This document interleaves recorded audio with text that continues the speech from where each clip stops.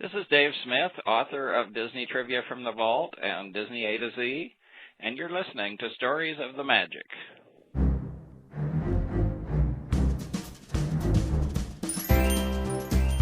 Welcome to Stories of the Magic, an unofficial Disney podcast, with your host, Randy Crane. Hear stories from Disney cast members, Imagineers, artists, and more, right here on Stories of the Magic.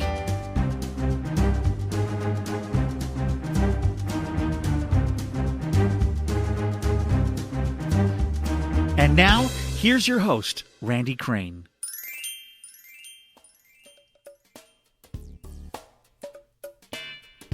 Welcome to episode 48 of Stories of the Magic. I'm Randy, your host. Thank you for joining me. In this episode, we have the first of a two-part interview with Doug Lipp. Doug enjoyed a unique career with Disney, from a marketing internship to Disneyland to Tokyo Disneyland to Disney University in multiple roles, and we touch on all of it. He also has some great insights about leadership, whether you're leading a multi-billion-dollar corporation or your own family. And he had some amazing mentors. In this episode, Doug talks about how he got started at Disney and what he did at first, his internship with the Magic Kingdom Club, his original goal and how Disney sidetracked that, in a good way, an early memory of going to Disneyland, what brought him back to the Walt Disney Company after graduate school, combining his training skills and Japanese language skills to help with the opening of Tokyo Disneyland. Two of his primary mentors, Van France, founder of Disney University, and Jim Cora, who, among other things, was on Walt Disney's team to open the Enchanted Tiki Room. The origins of the term onstage, backstage, cast member, etc., as they related to Disneyland. What it was like to visit Tokyo Disneyland for the first time in 19 years. The similarities he sees between Japanese culture and Disney culture. Taking the opportunity to lead the training team at the Walt Disney Studios and what he did in that role. A great but brief discussion about former Walt Disney Studios chairman Dick Cook.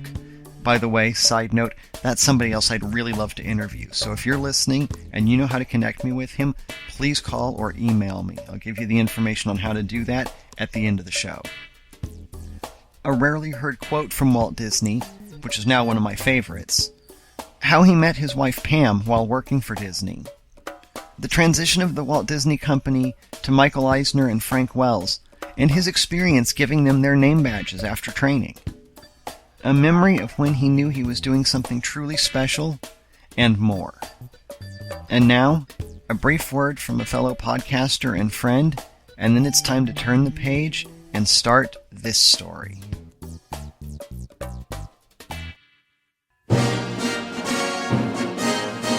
My name is Al. And I'm Joyce. And we're huge Disneyland fans. In fact, we love the Disneyland Resort so much, we host a podcast dedicated to the happiest place on earth to share that passion with others. That's right. On our show, Tales from the Mouse House Disneyland podcast, we share current resort news, some tips and tricks we've learned over the years to help make your Disneyland Resort vacation the most magical experience ever. We uncover little-known and often overlooked gems we like to call hidden treasures, and even review the attractions and places to eat that make the Disneyland Resort so much fun. And if that wasn't enough, we even share some video episodes to help keep you in that Disney magic state of mind. If you're a longtime fan of the Disneyland Resort, or you've just recently discovered the magic, this podcast is for you.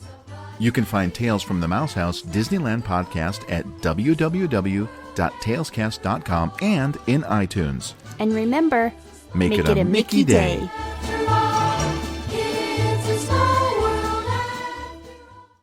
And now, this week's interview on Stories of the Magic. One of my favorite things to do on this podcast is talk to people who've played a significant role in the Walt Disney Company, but that the average Disney fan may not be familiar with. And at the same time, talk about other people that maybe I don't have direct access to, but that also had a significant role. Doug Lipp is one of those people who's going to kind of enable us to do both of those things. Doug began his career with Disney in 1981 as a college intern in the Disneyland marketing department. After graduate school, he was fast-tracked into an exclusive Disney management training program, where he was quickly promoted to a leadership role in the prestigious Disney University. Doug was one of the American executives assigned to build and open Tokyo Disneyland, training the Japanese executives in the Disney way. For 2 years, Doug helped manage both the construction and operations phases of Tokyo Disneyland, including hiring and training more than 4,000 Japanese employees. After completion of his work at Tokyo Disneyland in 1983, Doug returned to Disney's headquarters to lead corporate training initiatives at a time of tumultuous challenges, not the least of which was a change in leadership, away from a family-led business.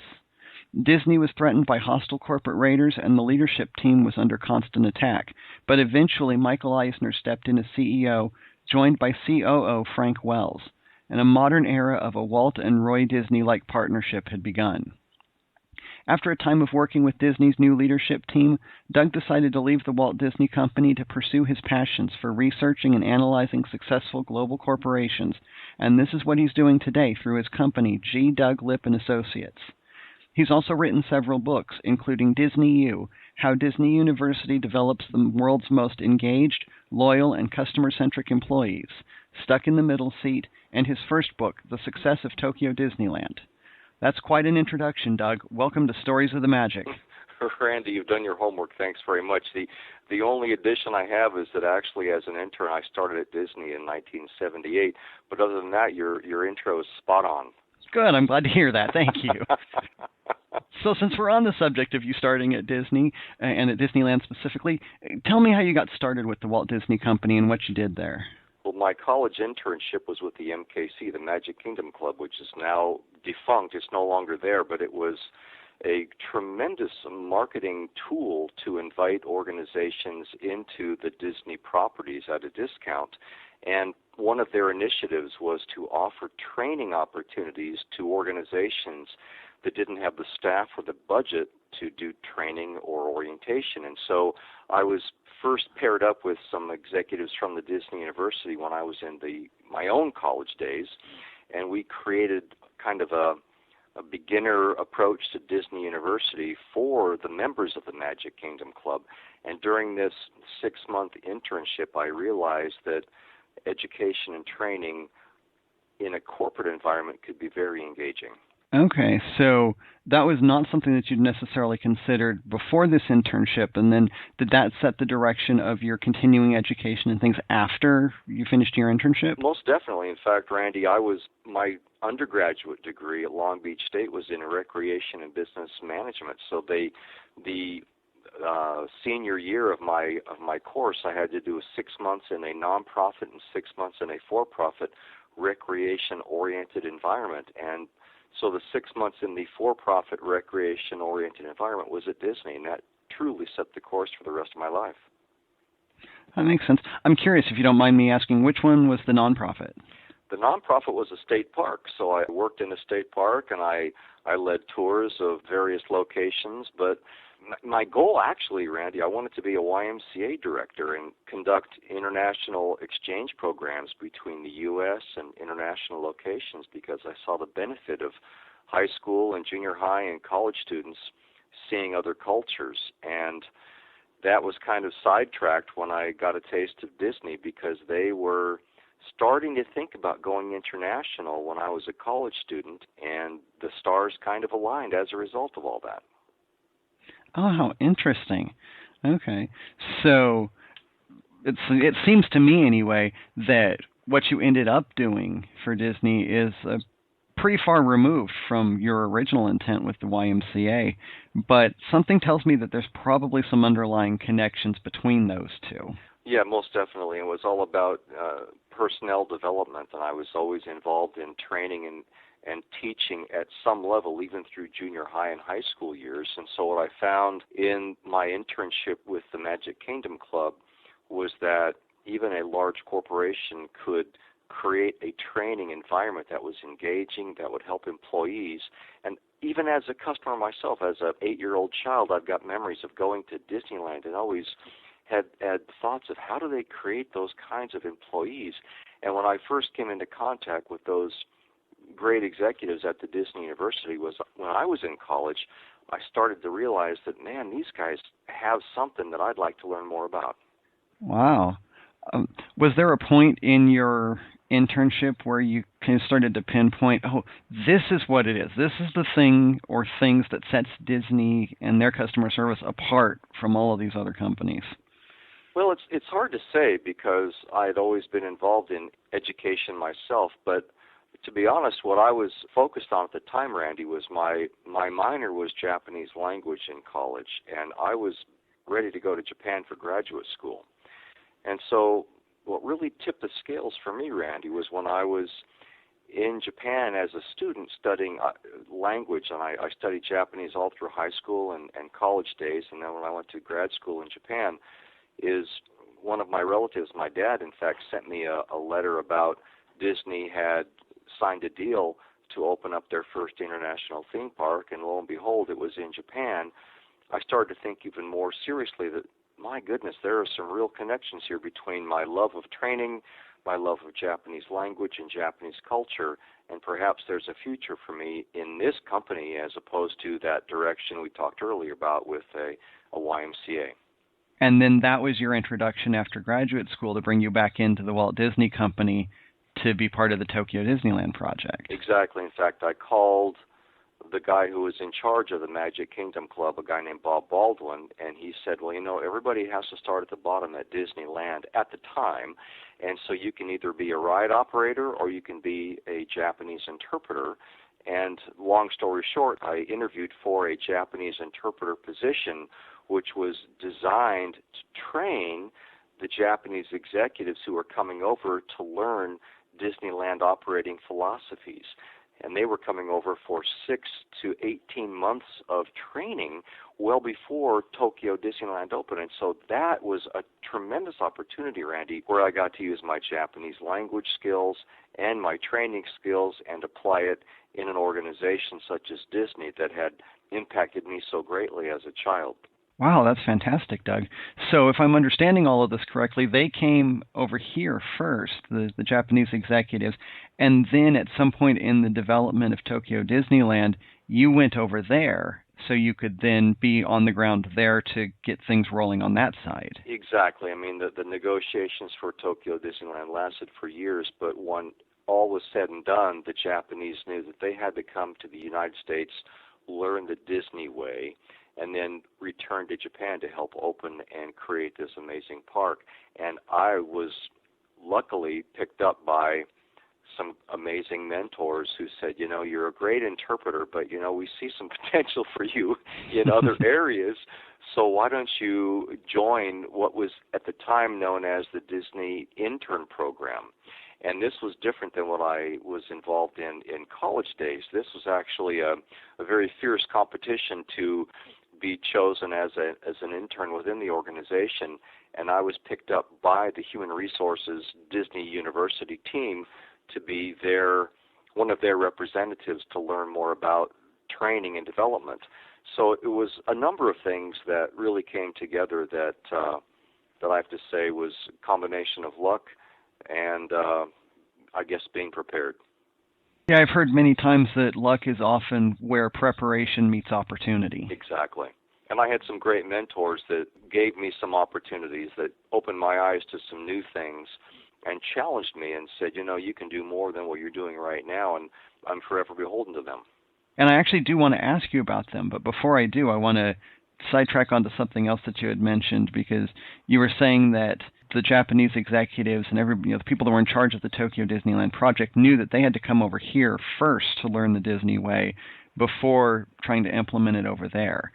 And it made me think about going to Walt Disney World for the first time, which I did about 3 years ago. And I've been to Disneyland countless times, but going there was a very new experience. And when I came back, I kept telling people, I can describe this to you and show you pictures and videos, and that's great, but you're not going to really understand it unless you're there. You have to be in the middle of it. Exactly. Was it the same kind of thing for the executives learning the Disney way? And kind of they had to be here and be in the middle of it and really experience it at more than just what explanation or videos or something like that would do? Oh, most definitely. I mean, you learn through your eyes, your ears, and your skin, your body.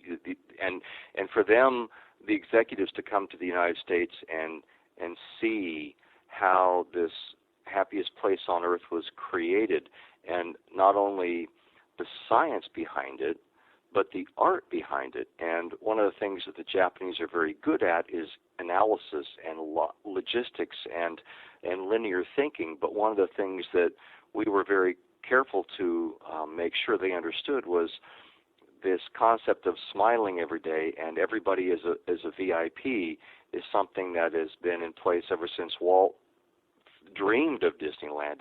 And ultimately, what I think, and not only myself but other executives who really started Tokyo Disneyland, is that the combination of the Japanese culture and their focus on customer service and being other-centered was a perfect match for the Disney corporate philosophy of creating that happiest place on earth and being other-centered. So it was really a great opportunity both for the Japanese to learn about us, but also for Disney executives to learn even more about how other cultures create happiness. Yeah, definitely. And I have a feeling we could probably talk for an hour or so about how, like, what they did, in the development and learning process there. But we'll maybe set that aside for another day, because exactly. I do want to go back and ask you about these mentors that you had mentioned. Who were they? What did they do? Well, there are a number of people, but in two primary mentors. One is Van France, and the other is a man named Jim Cora. And Van France was the founder of the Disney University, and he was hired by Walt Disney in 1954, early 55. So they met in 54, early 55, to hire and train cast members to create the happiest place on earth. And so Van was one of these people that I came into contact with when I was an intern at the Disney University, who really brought forth what it was like to work for a man as creative and brilliant as Walt. And certainly I never got to work with Walt. So Van was a direct connection to Walt. And then the other man, Jim Cora, who retired after a 43-year career as the chairman of Disneyland International. And he was in charge of the opening of Tokyo Disneyland, of Disneyland Paris, of Tokyo Disney Sea. But most importantly, he was actually on Walt's team at Retlaw to open the Enchanted Tiki Room. And so this man who took me under his wing was an amazing operations expert, but he was also on the startup team with Van France to create the Disney University. Oh, wow. That's quite a range of experience that Jim Cora had, too. Amazing sounds guy. Like. Yeah, definitely. Now, we talked about the internship that you did, and then we've talked here a little bit about Disney University and Van France starting that. What is the connection, or is there a connection between those two things? Like you had mentioned the Magic Kingdom Club that you were starting when you were an intern. So how do those two pieces fit together? Well, the Disney University was started back in 1962. So really Disneyland predates Disney University. Of course, Disneyland, as your listeners know, was started in July of 1955, and Van France was the originator of the New Hire Orientation Program, and he was the originator of the whole concept of using show business terminology. So let's use cast members as opposed to employees. You're part of the show, on stage versus backstage. So here's the guy that really took Walt's dream of creating the happiest place on earth and transformed it into verbiage that was understandable by 16-year-olds, 15-year-olds, 82-year-old cast members who didn't have a clue as to what a theme park was because there'd never been a theme park built before. Sure. Yeah, it's amazing what happens when you're doing the first of something. You don't have anything to point to and say, do it like this. Exactly. Yeah. At best, you might be able to point to a bad example and say, don't do it like that. Right. Okay. So that started there before the Magic Kingdom Club that you had talked about. And then did the Magic Kingdom Club like kind of turn into anything related to that? I think I remember you saying that it was kind of a precursor to then something else that you had done later on. Well, the Magic Kingdom Club was really, that was a marketing arm of the company, and the only connection was they wanted to reach out to their membership organizations and provide them additional benefits as members, and one of those benefits was to enjoy the benefits of what it's like to have a Disney University in-house, even though those small companies didn't have an in-house training team. So really, the Magic Kingdom, the MKC, was a minor part of this whole thing, but that coincidentally was my internship as a college student. Okay, I understand now. So Disney University already existed in-house, yes. And part of MKC was, let's take this inside thing and kind of bring it outside a little bit and show people that what's done in Disney can apply in other contexts exactly. as well. Yeah. Okay, got it. So as you were working on the development or training the executives for Tokyo Disneyland, now at some point you went over there to work on the development and the launch of Tokyo Disneyland as part of that, correct? Yes.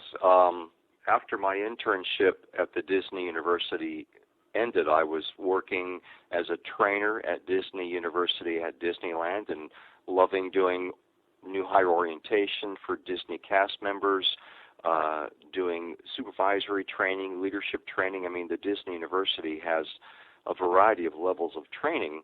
And then I was approached by Jim, who said, you know what, we've got this operation back in Japan, and you were an interpreter for the group a year ago, and now you're in the Disney University, but we still need to go to Japan and hire and train a whole lot of Japanese cast members, and we also have to relocate a whole lot of American cast members into Japan. Would you like to be part of this project? And my answer was immediately, yes, I'd love to go back to Japan.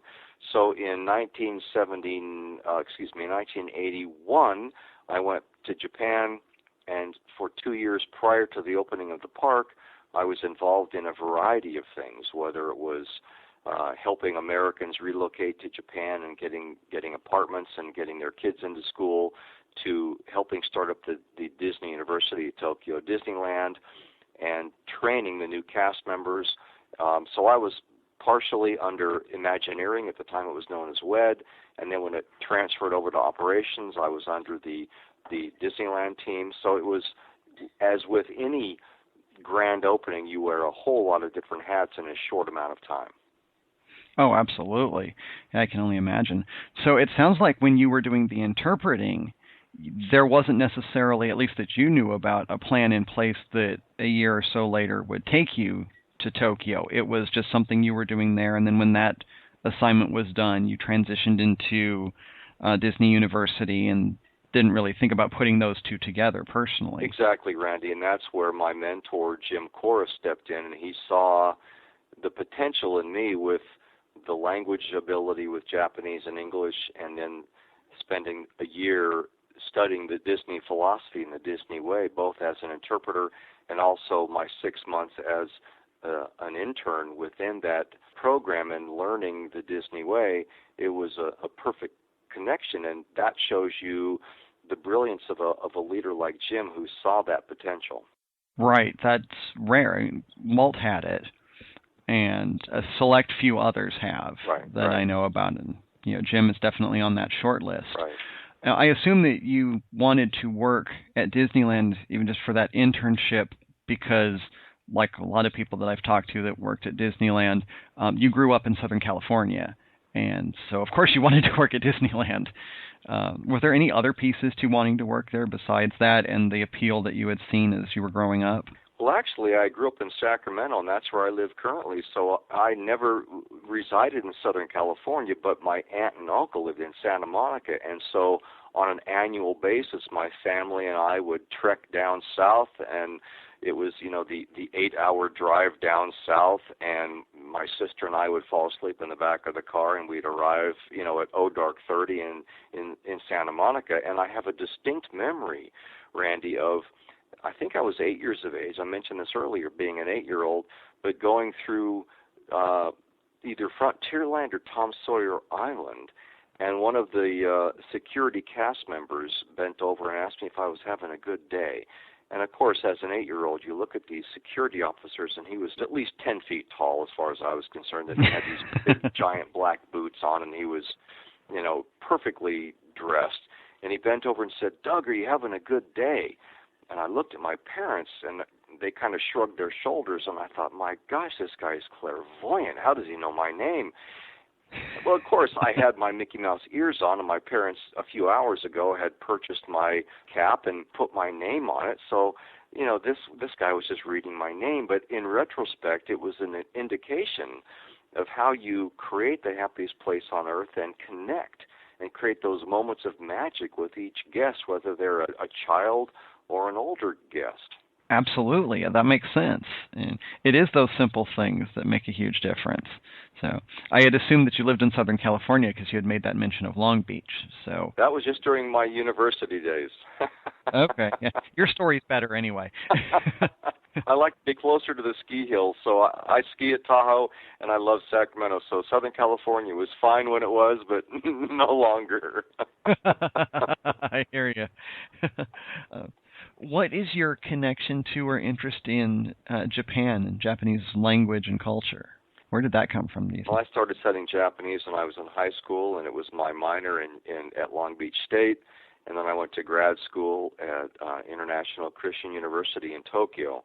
So it's been a lifelong journey of studying the language and the culture. And over the years, I've lived in Japan. Between my university days and Disney days, I lived in Japan for 6 years, and then I've traveled back and forth to Japan on business for, 3-4 decades, multiple times. In fact, my wife and I were just in Japan last month. We were on a worldwide tour promoting my book, Disney University, and we were in Tokyo, we were in the Middle East. We visited Tokyo Disneyland for the first time in 19 years, and this, of course, as you know, is the 30th anniversary of Tokyo Disneyland, and to go back there after so many years and seeing how it's grown tremendously in Tokyo Disney Sea was a great reward for my wife and I. Oh, I can only imagine. Yeah, I talked to an Imagineer who had worked on some of the Tokyo Disneyland and Tokyo Disney Sea's work. In fact, he was one of the guys that was involved in doing the master planning for it, Mark Hickson. Yeah. And so he told me a little bit about Tokyo as well, and that was really interesting. Do you have any idea what it is that is so appealing to you about the Japanese culture and language? Like, I know that you started studying it when you were in school, but was it just because you had to take a foreign language and that one was handy? No, it was. I hated Spanish, and that was, Spanish, German, French is what you got in high school, and I hated it. And I had a friend who wanted to study some Japanese, and so I went to school with my friend, and the teacher was fun, and I think there was just a connection at a visceral level with the culture. And what I found over the years with my connection with Disney and my connection with the Japanese culture was there was so many similarities between being other-centered and creating this environment of openness and welcomeness, and it really just turned into this opportunity that, yes, my language skills were there, but also Disney as a corporation enabled me to, realize my dream of how do you monetize your schooling.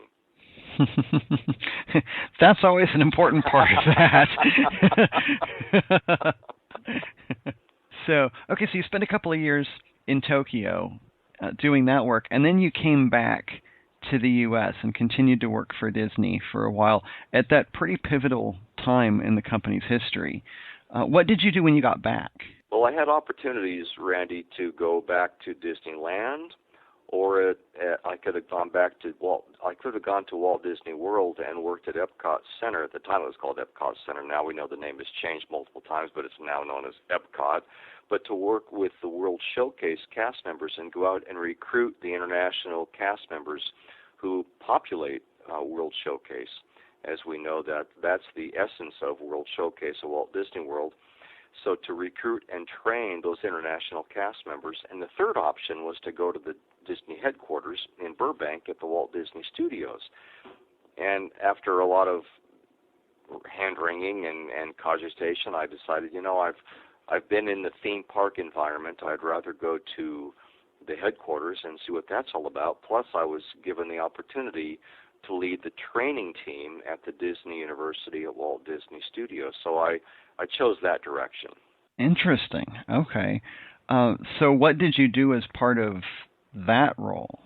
Well, at Disney Studios, it's a totally different gig than at Disneyland. You don't have these high school and college age and maybe returning cast members who are thrilled to be at Disneyland or Disney World. This was a different culture in that you've got Hollywood executives and you've got producers and you've got customers that demand a lot more, customers meaning internal cast members. And so for me, it was an opportunity to expand my skills as a trainer at Disney University, in that I wasn't addressing these starry-eyed cast members who were just sucking up Disney. These were grizzled Hollywood veterans who sometimes would push back and say, well, you know what, Disney isn't at the cutting edge of everything.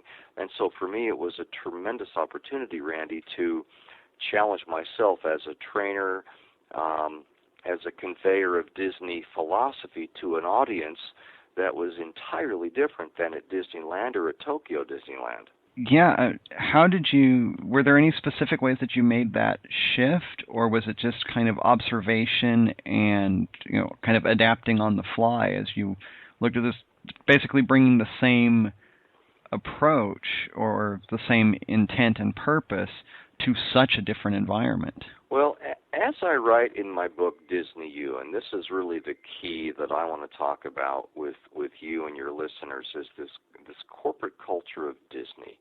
And when I was at Disney Studios, and at the time, Dick Cook was not the chairman of Disney Studios, but he was a senior executive there.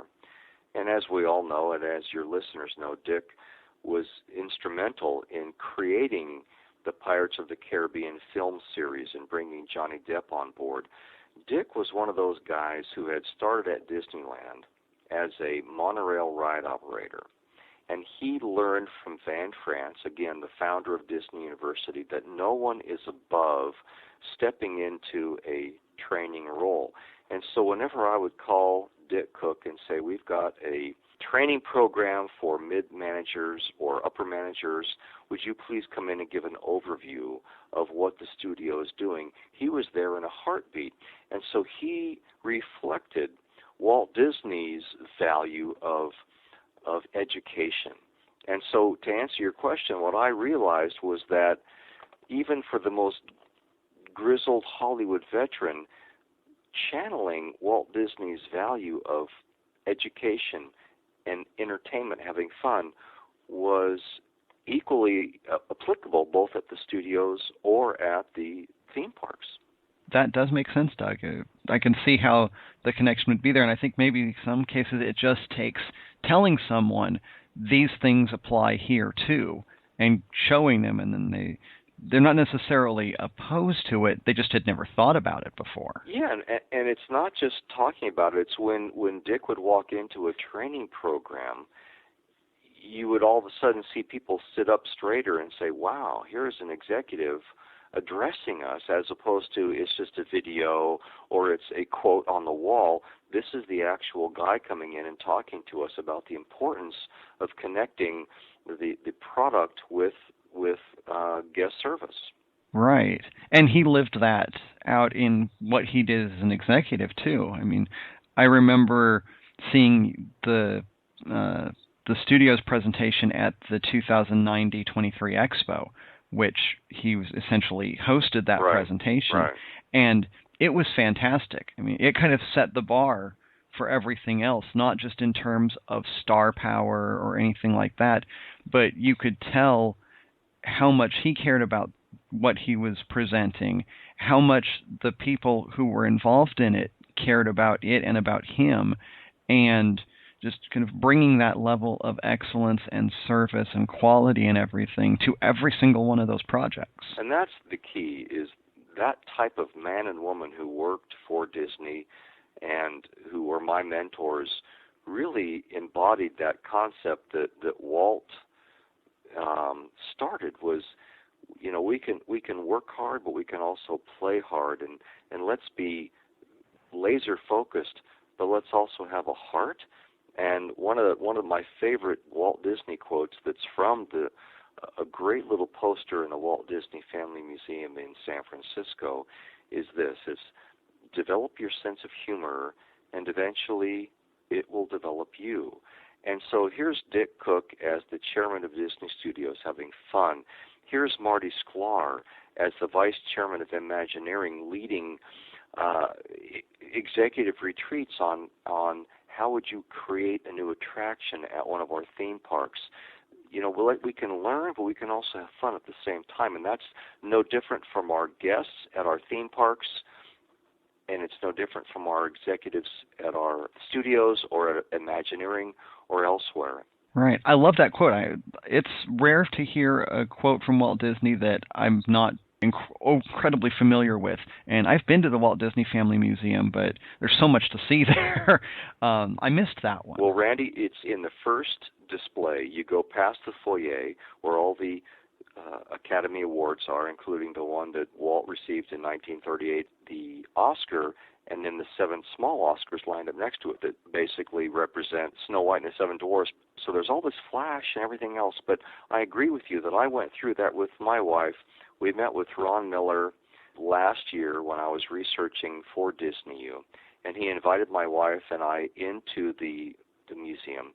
We spent 2 days going through that beautiful facility, and of all these glitzy displays and wonderfully produced displays, this one little poster, in fact, it's not even a poster, it's an 8.5 by 11 piece of paper in a frame from when Walt was the editor of his high school newspaper in 1917, 1918, and it has a whimsical drawing of a man who's got like a pipe or a cigar or something in his mouth, and the whole idea is to have fun and to learn at the same time. And I quoted that in my book DisneyU because, yes, there are so many quotes out there by Walt that we've all heard and some are unsubstantiated, but this is one that just jumped out to me that represented the essence of what I learned from Van France and Jim Cora at the Disney University is, yes, we all have to learn new ways of guest service, but we can have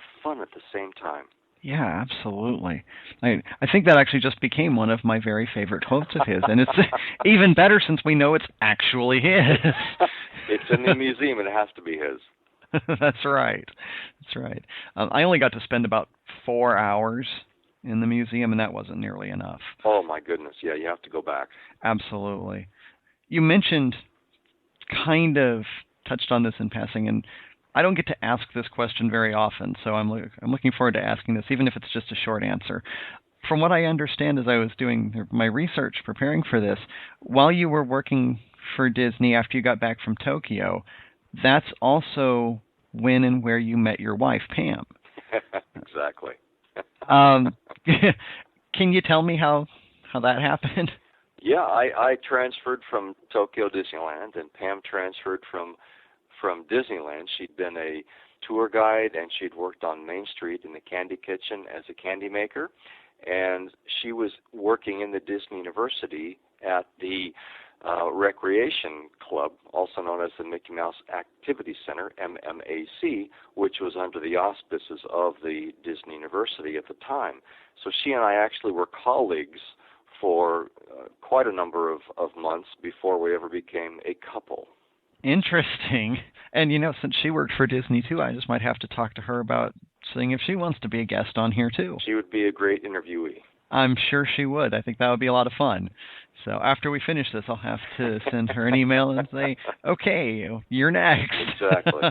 So how long did you end up working for Disney once you got back from Tokyo? The studio was, Tokyo Disneyland and opened in April of '83, so this is our 30th anniversary. And I stayed on for about 6 months. I came back for 2 years, just after Michael Eisner and Frank Wells came on board. In fact, I was the guy who got to give Michael Eisner and Frank Wells their name badges that basically have your first name, not your last name on them. So it was an interesting time to be in the company. Wow. Yeah, definitely. I don't know how much you have about this or might want to share about this, but what was it like as it was transitioning to Eisner and Wells during that period where kind of it seemed like Disney had been having a really rough time internally and externally, and then they came in, and it seems like at the time kind of really not just brought a new direction, but kind of a new life to the company. Yeah, I mean, it was a wake-up call to the organization with all the corporate raiders and all the challenges that the company faced. I think that Ron Miller, as the CEO of the company at the time, was a truly amazing guy and not given credit for the creativity that he brought to the organization.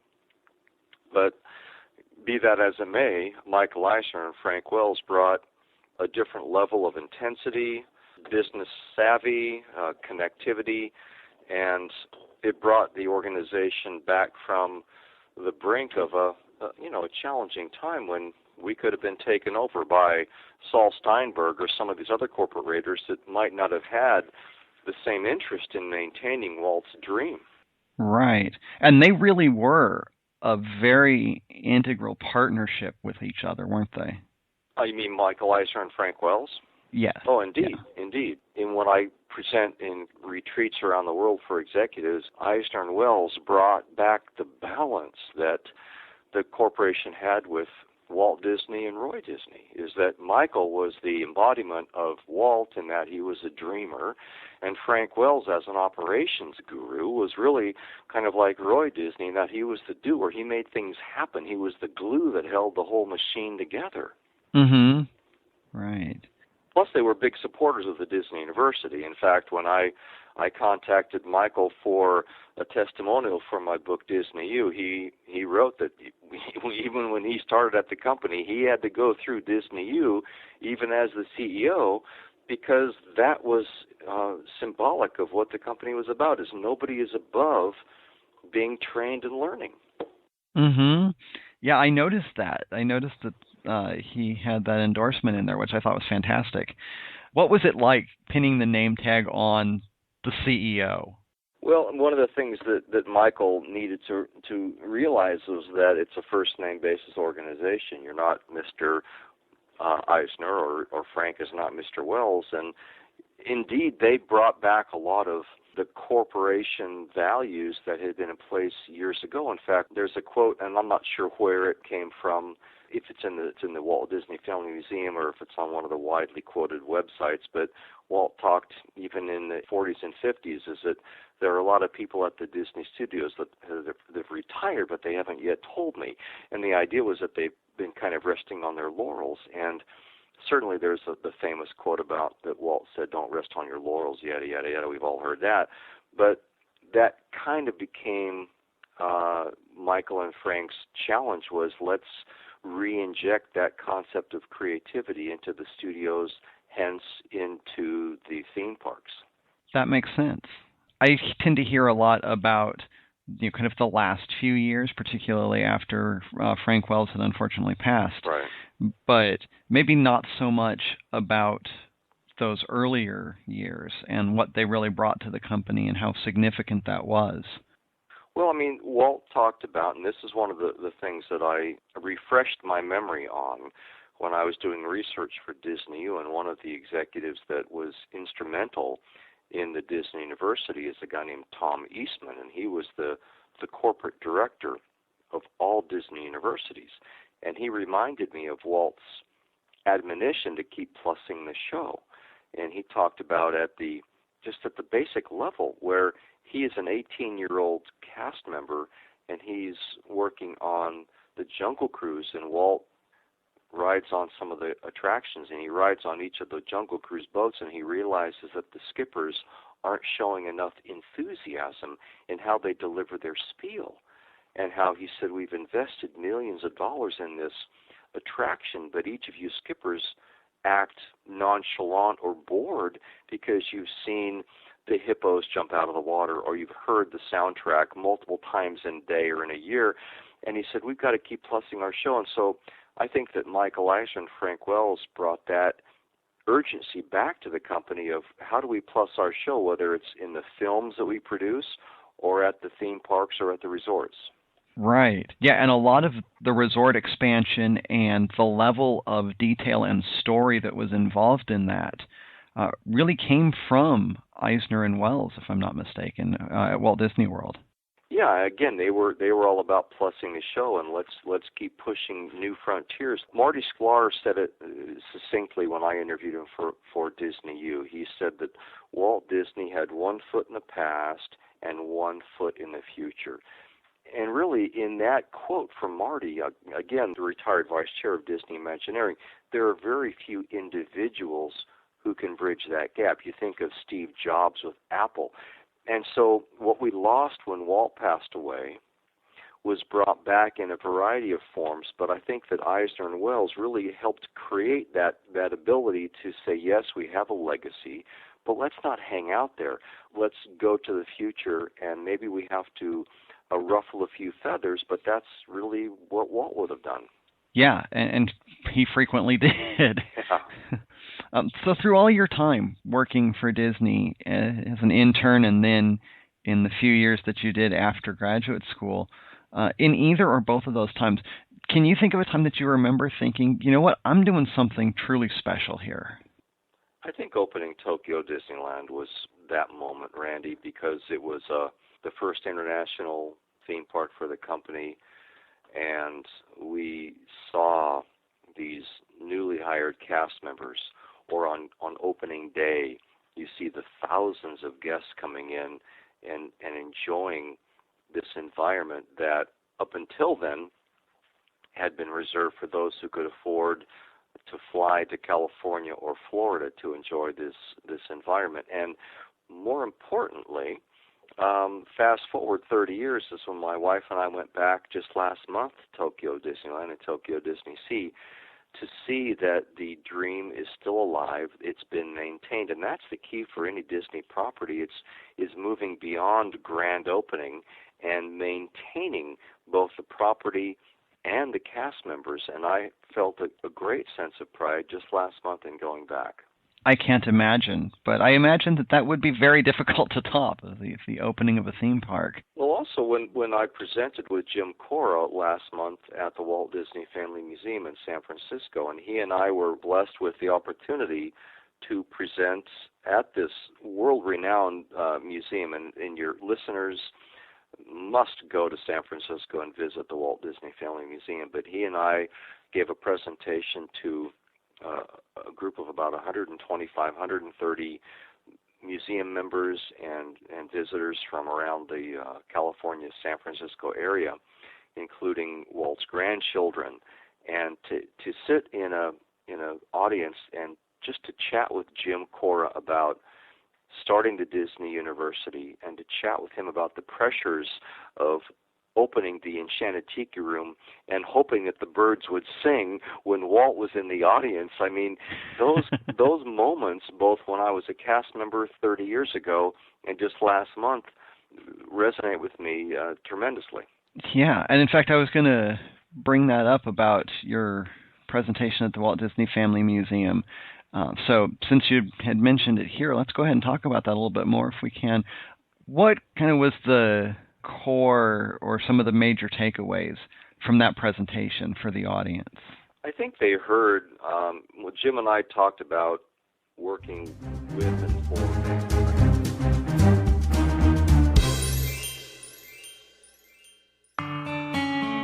Have you ever experienced uncontrollable bouts of geekdom?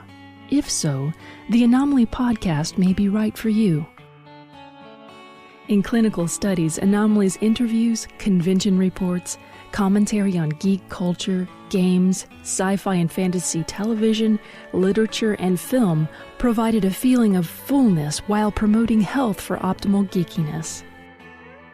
The Anomaly podcast is not suitable for all people. Only geekily active cool chicks with a healthy sense of humor should listen. Geekily active cool guys should listen too.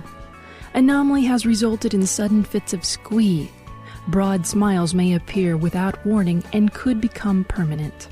The most common side effects of anomaly are unconsciously joining in the Gamma Quadrant golf clap, out loud, at work, to the amusement of coworkers, and attempting to interject opinions aloud to hosts who can't hear the listener. But in all cases, the benefits outweigh the risks. Ask your anomaly if you're healthy enough for entertainment of this caliber. You don't need a doctor's messy handwriting to obtain a free subscription.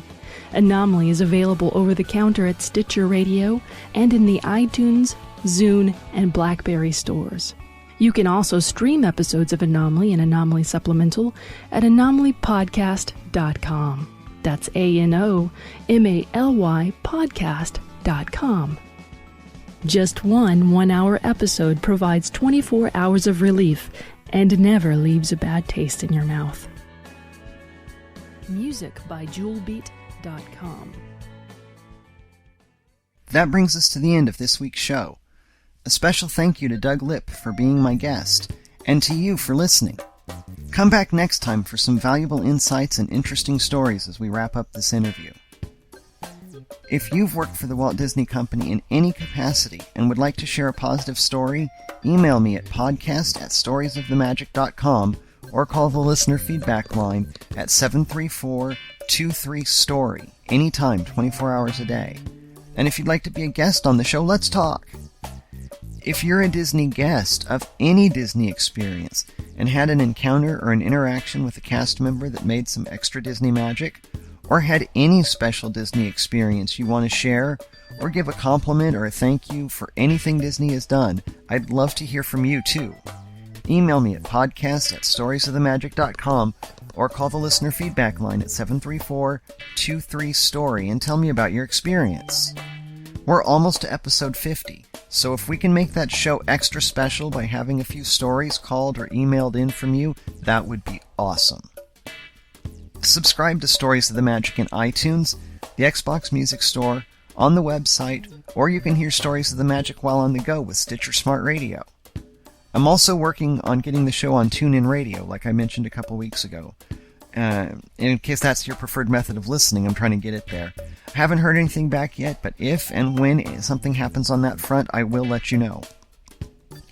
If you like the show, please rate and review Stories of the Magic in iTunes, Stitcher Radio, or wherever else you listen to the show and can rate it.